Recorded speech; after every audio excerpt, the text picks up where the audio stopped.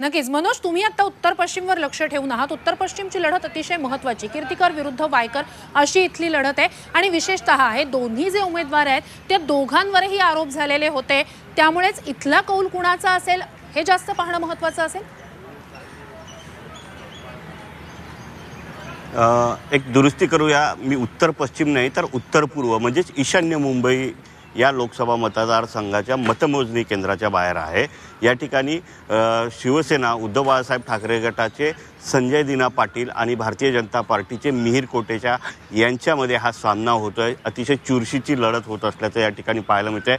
सकाळपासूनच या ठिकाणी जे मतदान प्रतिनिधी आहे किंवा जे मतमोजणी करणारे निवडणूक आयोगाचे कर्मचारी आहेत ते आतमध्ये गेलेले आहेत, परंतु मतदान प्रतिनिधी जे आहेत जे मोजणी उमेदवारांचे ते प्रतिनिधीसुद्धा अजूनही या ठिकाणी येत असल्याचं पाहायला मिळते. पोलिसांचा मोठा बंदोबस्त या ठिकाणी तैनात करण्यात आलेला आहे. ईशान्य मुंबई हा मुंबईतला सर्वात महत्त्वाचा आणि मोठा मतदारसंघ आहे.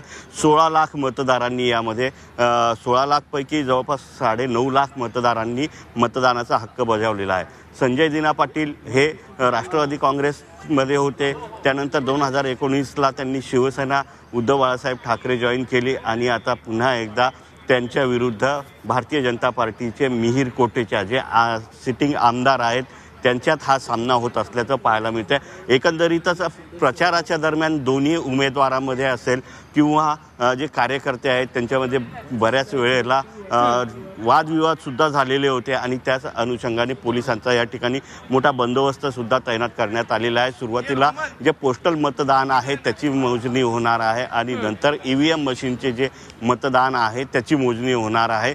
अतिशय चुरशीची लढत आहे. 3 वेळेस झाले संजय दिना पाटील हे मैदानात आहेत. फक्त भारतीय जनता पार्टीच्या वतीने कधी किरीट सोमय्या होते तर कधी मिहीर कोटेच्या मनोज कोटक होते, तर आता यावेळेस मिहीर कोटेच्या आहे. एकंदरीतच या मतदारसंघामध्ये संमिश्र अशा मतदार आहे, ज्यामुळे आणखीनच चुरस वाढलेली पाहायला मिळते. नक्कीच नक्कीच. आणि ईशान्य मतदारसंघ जेवढा महत्त्वाचा आहे तेवढाच तिथे झालेले वाद सुद्धा सगळ्यांच्याच लक्षात असणार आहेत. मनोज, या सर्व घडामोडींवर जरूर लक्ष ठेवून राहा. आम्ही पुन्हा आज दिवसभर आपल्याकडे येऊ आणि मतदारसंघाचा या आढावा जरूर जाणून घेत राहू.